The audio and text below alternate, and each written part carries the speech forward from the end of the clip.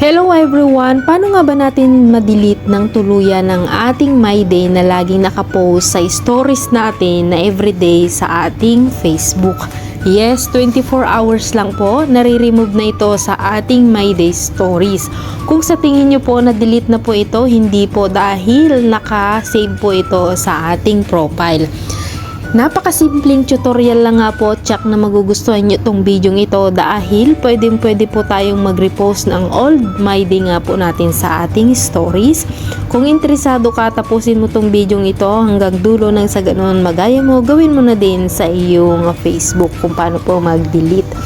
Ayan, so first step nga po, ayan, i-update mo muna pala ang iyong Facebook.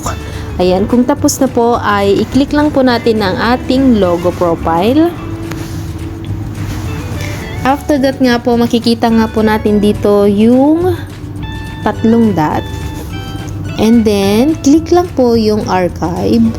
And then, makikita po natin dito yung story archive.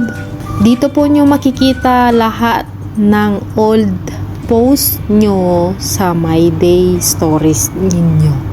Ayan. For example po, makiklik po ako ng isa.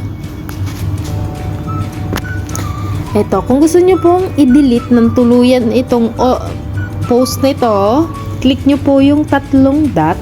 Makikita nyo po dyan sa baba, delete video. So, click lamang po ninyo yan kung saan na pong magdi-delete yan. So, hindi na yan masisave sa profile, as in delete na po siya.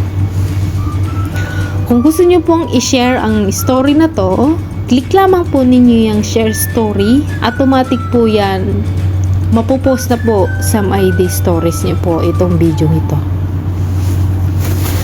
I hope na nakatulong ang video ito sa inyo. Ayan, bigyan nyo naman ako dyan ng like, share, comment, at subscribe. Huwag nyo na din kalimutan i-click ang bell button para ma-notify po kayo sa susunod kong upload na video. Maraming salamat po sa inyong lahat. Thank you very much po sa inyo. Bye!